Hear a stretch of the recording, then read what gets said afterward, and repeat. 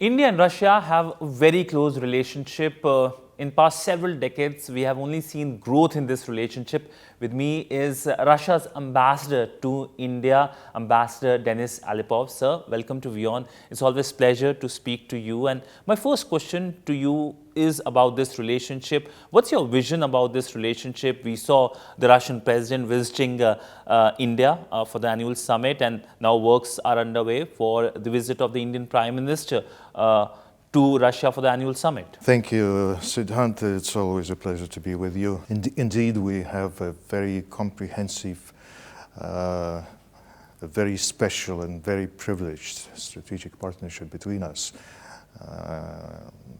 Last year, you may remember, we marked the 25 years of this relationship, and it is going from strength to strength. We are very satisfied with the pace and with the momentum.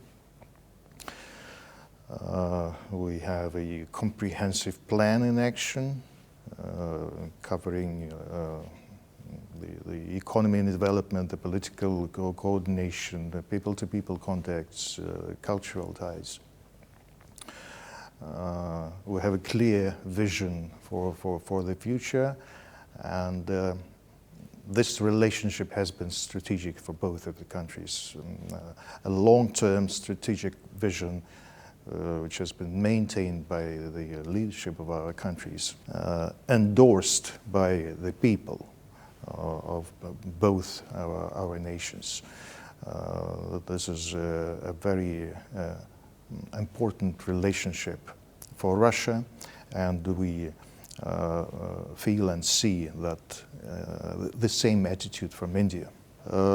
Last December, President Putin visited India, and we expect the Honorable Prime Minister Modi to visit Russia this year. The invitation was extended, and we're looking forward to welcoming him in Russia this year for the bilateral interaction, bilateral summit, as we have agreed way back in 2000 to have the annual exchanges of such visits and summits. Any month are we looking at, sir? We are in discussion on that, so I'm not in a position to share any dates or periods with you as yet, but we are in discussion. Later this year, in September, there will be the BRICS summit in India, and we expect the Russian president to visit India for that summit. But on the bilateral track, we are looking forward to welcoming the Prime Minister of India in Russia as well. The first week of this month was very busy. We saw high-level visits from Russia. What were the conversations like? We read the readout by the Russian side and the Indian side, the focus being on issues like fertilizers, energy, agriculture. If you can perhaps sum up the key outcomes during that very busy week for India-Russia relationship. All of these that you mentioned were discussed. The first Deputy Prime Minister of Russia, Denis Alipov, was in India for the intercession meeting of the co-chairs of our Intergovernmental Commission.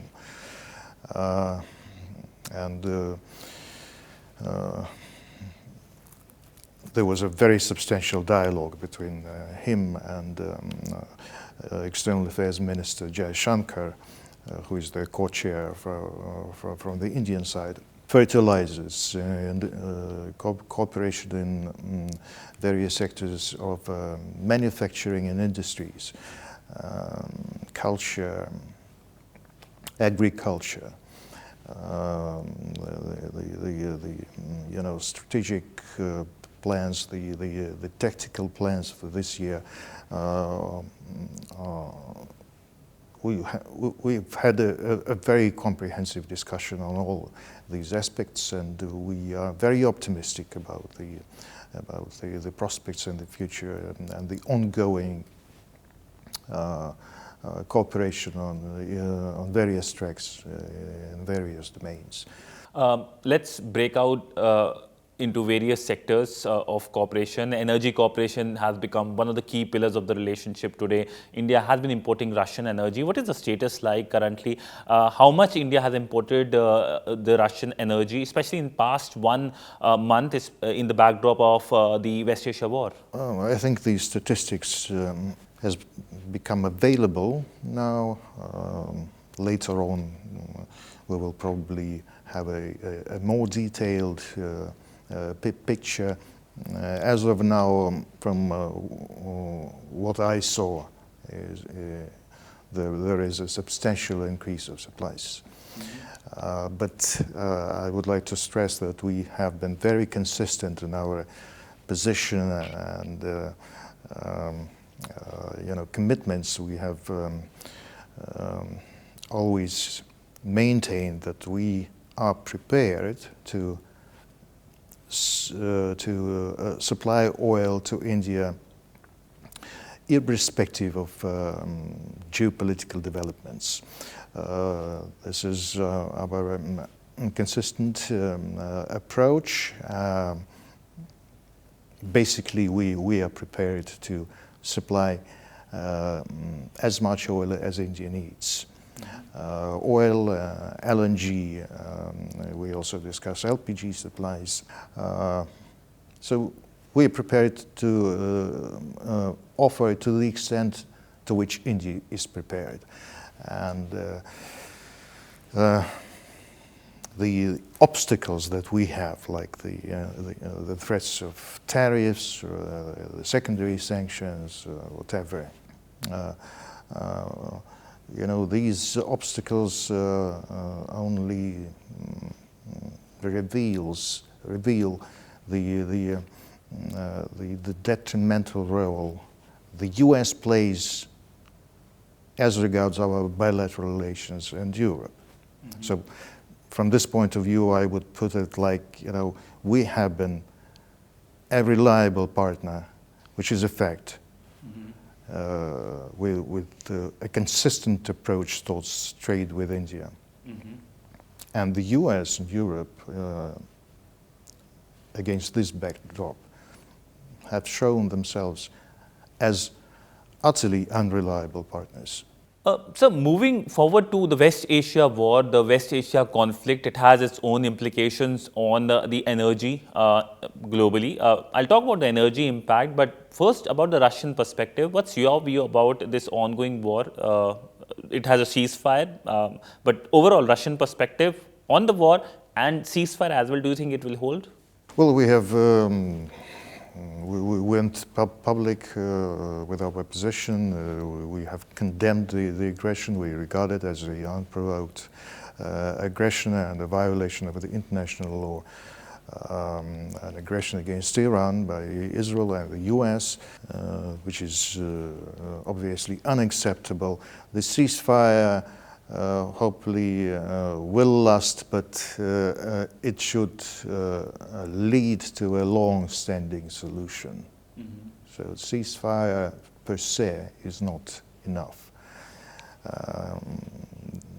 And the stability in the Middle East will not come if one party would maintain the position that their approach should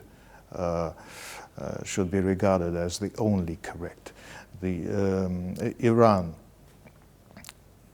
should have the right for existence. There should be a coexistence in the Middle East. No one party should regard itself as the only one entitled for security and prosperity. Certainly, the security concerns of Israel should be taken into account, but also the position of Iran, the right of Iran for civil nuclear energy, in particular, should be maintained. Mm-hmm. So it is a matter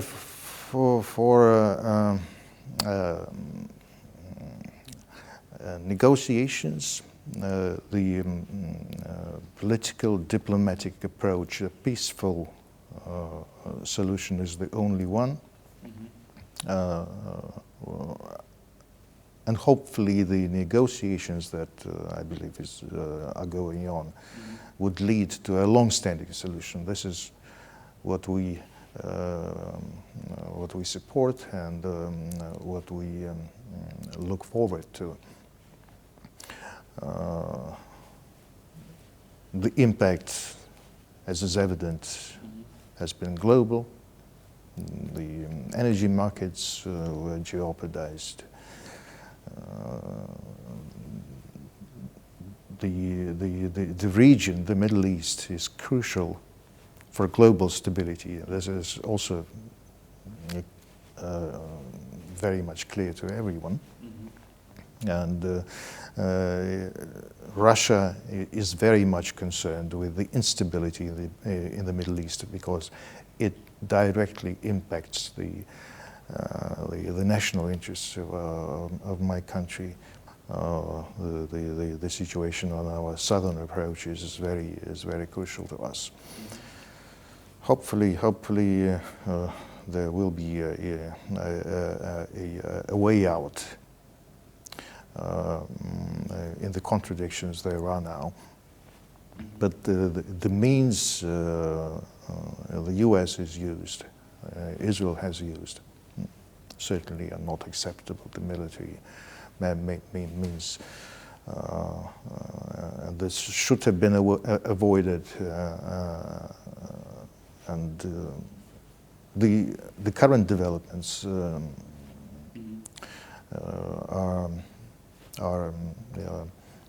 have been endorsed. I mean, the way the efforts to start the negotiations, to start the peace process. These actions, these efforts have been supported by Russia. But how do you think that this West Asia war will change the global geopolitics? Because it looks like there is rise of multipolarity and also a sense on the closure of the Hormuz. We know that it's under the Iranian control now in a major way, but we also know that the Americans have announced their own blockade as well. So overall picture. As I say, the Gulf, the situation in the Gulf, the situation in the Middle East, there is also the Palestinian problem, which has not been resolved. Now the situation in the Gulf has deteriorated. The closure of the Strait of Hormuz is very important, very crucial. Many countries, India is dependent on oil supplies from the Gulf countries. And not only India, the whole of Asia. It has a decisive effect on the global energy markets. So we have, acknowledged that, and the world acknowledges this. We believe that a solution to all these issues is necessary, and hopefully it would be found through negotiations. Correct, sir. Negotiation is something that everyone is now waiting. Now, moving forward from West Asia to, again, the bilateral aspect of the relationship. While energy has been a new pillar in the relationship, a very old pillar of the relationship has been defense. So, overall picture when it comes to defense and S-400s, they played an important role last year when the conflict happened with Pakistan. There are still a few units left, I believe. Any timeline we're looking at when these units can be delivered? Yes, remaining, there are a number of batches that are yet to be delivered. We have a mutually agreed timetable schedule for these deliveries. They will be completed very soon. As regards the S-400, we have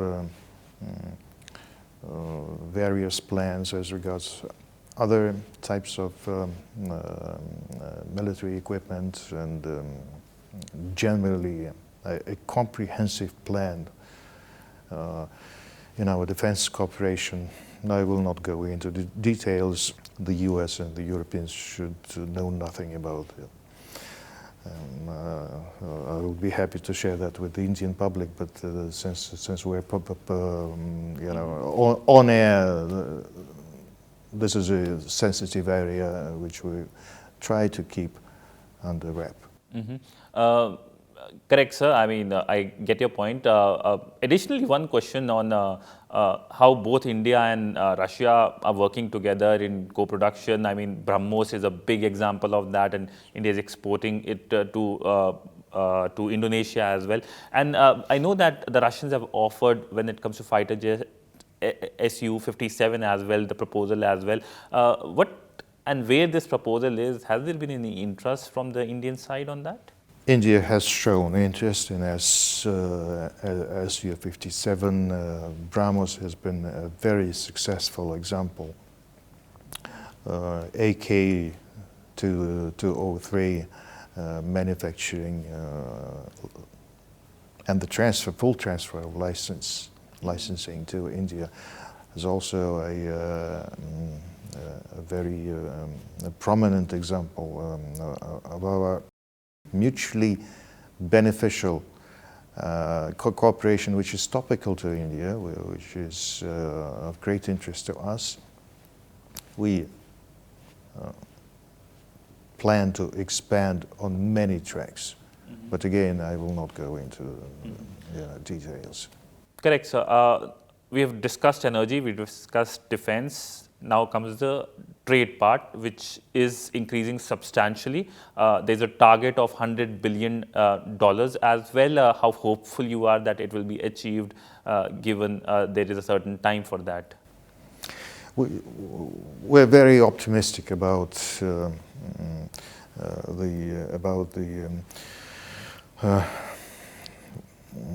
this target. We think it's realistic to achieve a $100 billion plank. We have already increased our bilateral trade manifold. Yes, through the oil supplies. It's a sort of a tactical aspect, but we see it as a long-standing strategic relationship as well. And I think there is the same approach from the Indian side.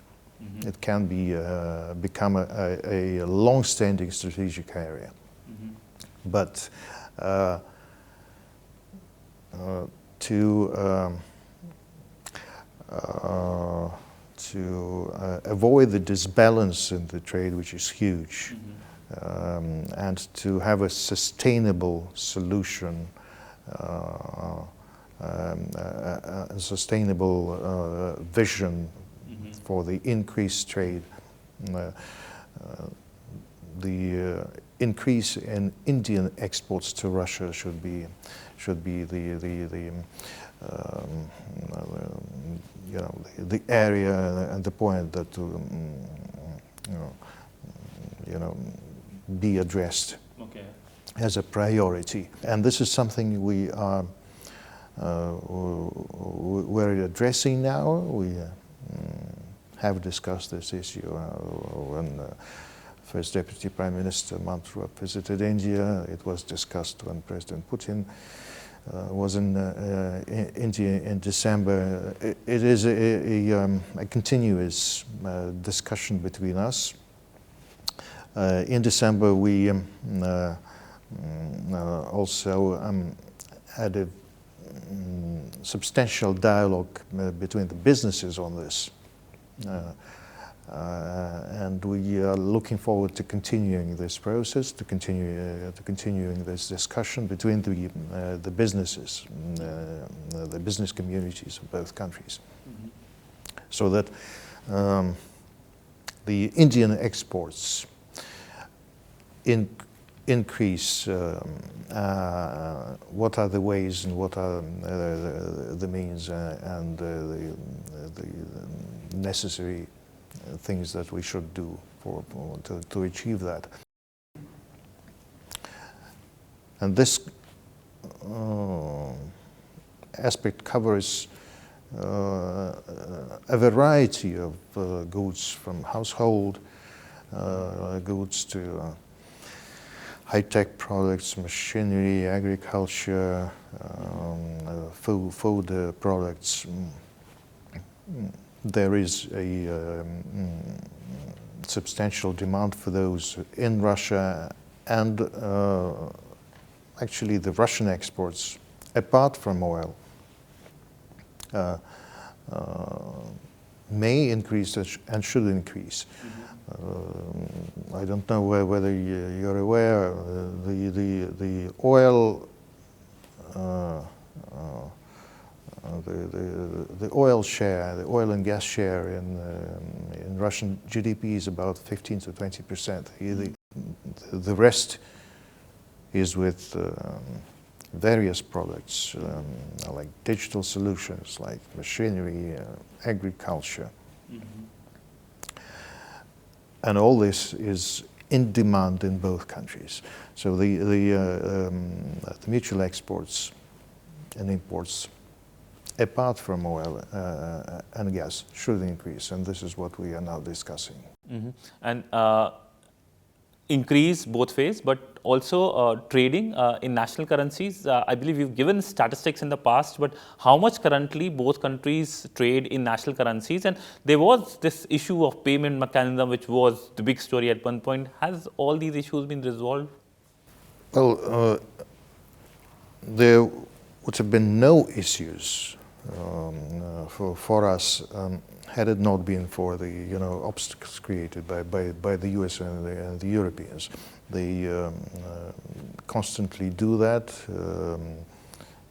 threaten our bilateral relations, and they maintain that they should have nothing to do with that. That's absolutely not their business. Actually, it only shows that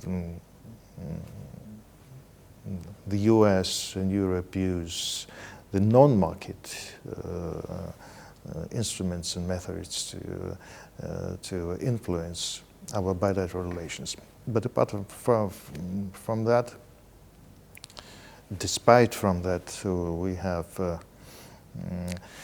generally totally switched to national currencies.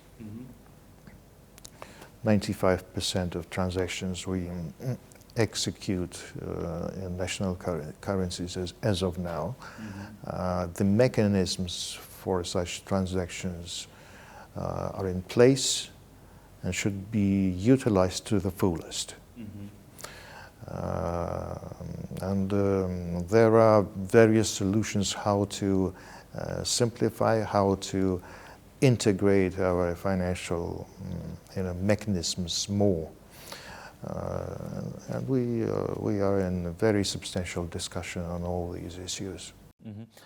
We have discussed a lot of bilateral aspects. Let's go to the multilateral aspect. And one organization that is the big buzzword here in India is the BRICS. We are the chair of the BRICS grouping this year. The summit is going to happen in September. President Putin is looking forward to come to India, if I can sum it up like that. But how does the Russian side plan to support India's BRICS presidency? We have extended our fullest support to the Indian chair this year. The priorities have been publicized. We have supported all of them. There are various proposals we have extended, and possibly they will also be discussed this year under the India's chair. But the comprehensive plan there is of various engagements and meetings, high-level meetings, ministerial meetings. All this has been supported by us. We are very optimistic about the outcomes, and certainly the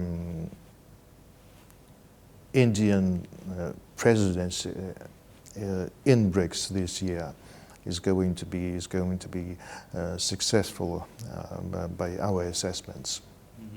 We have already started the interactions. Various meetings have been held already. More are coming this month. Next month. Next month. The high-level meetings and others. So we are in very close engagement with India and with other BRICS members on the agenda, on the common agenda we have, and the plan India has formulated. You, sir, mentioned that there are Russian proposals. Will you be keen to talk about that? And also, there is a certain criticism that there is no statement by the BRICS when it comes to the West Asia war. It's believed that it's primarily because two BRICS member countries are not meeting eye to eye. They are at conflict. That's basically UAE and Iran. So, any assessment on that as well? Well, yes, it's there is no secret about it. There are differences between the countries involved in the Gulf War.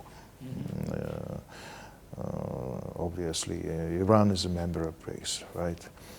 And the Gulf countries, some of the Gulf countries are also members of the BRICS. So there is this difference in approaches, various perceptions,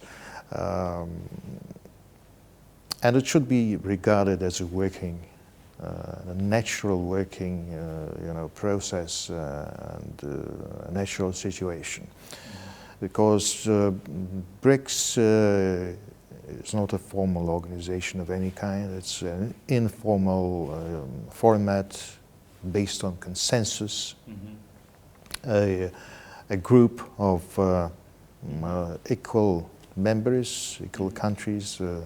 And we never use any pressure tactics within BRICS on each other. If there is no agreement between the members, we continue the discussion. We try to understand and work out a mutually acceptable solution and the approach. But yet, yes, in ideal situation, we would like to have a reaction from the BRICS to the Gulf War. And there are various proposals on that. They're on the table. We are in discussion of those. Possibly we will have, BRICS will have a statement and will react to the situation and express its position. But it is a working process and it's going on. We are almost on the last leg of our interview. There is the softer side of the relationship, which has been the dominating side as well, which is movies. We recently saw a Russian movie being shot in India. There is this old relationship as well. People-to-people relationship has been a big factor. There is a mobility question as well, something that was announced during the president's visit. More Indians traveling to Russia as manpower, as human resource. So perhaps you can give an overall picture as to how the Russian people and the Indian people can come closer, whether it's movies, whether it's working together, other ways, or more visa-free facilities. Absolutely, we have proposed to India to have a visa-free agreement and an arrangement for the group of tourists.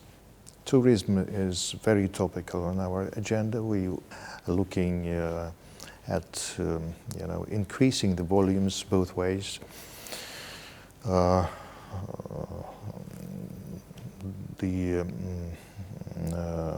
agreements we reached in December on labor migration will certainly help actually the number of Indian workers has substantially increased. And I think the volumes will go up in the very near future. This year again, we view this area of cooperation as a strategic also.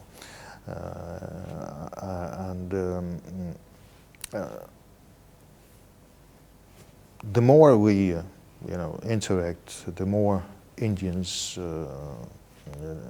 go to Russia, the more Russians arrive to India.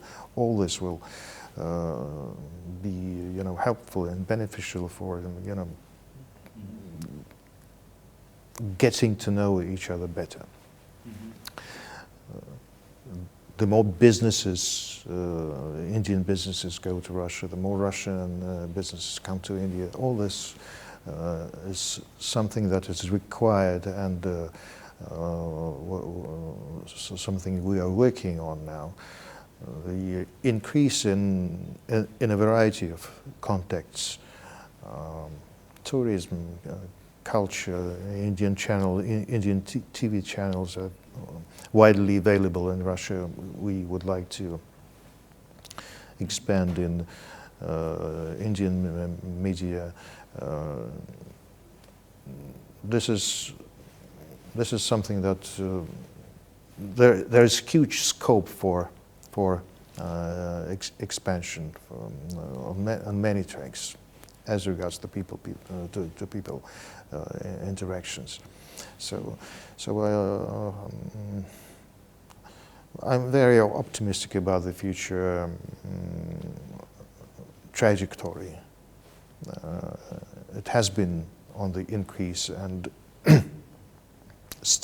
has been steadily expanding, and hopefully we will increase the pace of this trend. Mm-hmm. So my last question to you, it's about the conflict in Ukraine, the war in Ukraine. What's the status like? We saw President announcing the Easter ceasefire as well. If you can perhaps to our viewers tell the situation. And also an additional, which is the India-related part, that there were and there are reports of many Indians in the Russian army. Many have been out, but there are few Indians who have died as well. So what's the status on that as well? Yes, unfortunately there have been casualties, but we have consistently maintained and have never recruited Indians into the Russian army. Those who volunteered, those were drafted, some of them unfortunately perished. We have acknowledged that, and we have been in very trustworthy and open dialogue on this problem with the Indian government. But we have long stopped drafting Indians into the army, those who volunteered. Mm-hmm. There has never been any program for recruiting Indians, never. Mm-hmm. But as regards to the conflict per se, there is a peaceful proposal. We have repeatedly stated that Russia is open to the negotiations at any point of time. The problem is not with us. The problem is with Ukraine and with Europe, mm-hmm. which supports Ukraine. And they maintain that they want to create a situation in which Ukraine negotiates from a position of strength. Essentially, that means the continuation of supplies of weapons, the continued financial support of Ukraine, which is long broke. Mm-hmm. And it means the continuation of military actions. Well, if this is the approach, then we will continue fighting each other. But the peaceful proposal is there. It has been endorsed by the US, by the way. crucial in terms of support to Ukraine. This has been acknowledged by all.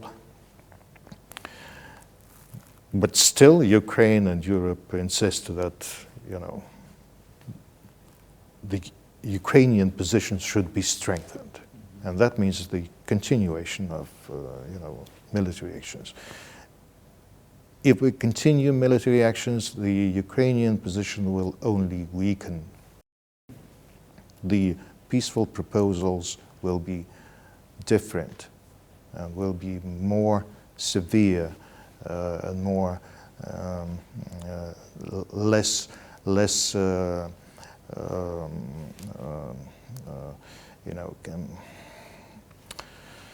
favorable to Ukraine. This is the only way the situation will evolve. So the sooner Ukraine agrees to the peaceful proposals, the better it would be for Ukraine itself. So, as of now, at this very moment, the negotiations have been put on hold, but the process has not stopped, and we are hopeful that the negotiations will resume, and Ukraine accepts the proposals that are on the table and that are favorable to it against the perspective. Because if we continue fighting, the proposals will be less favorable to Ukraine. As simple as that. Mm-hmm. On that note, thank you so much, sir, for speaking to WION extensively on almost every subject possible when it comes to bilateral relationship and giving us an overview about what's the Russian view about the conflict and its impact. Thank you so much, sir. It was a pleasure speaking to you. Thank you, Sudan.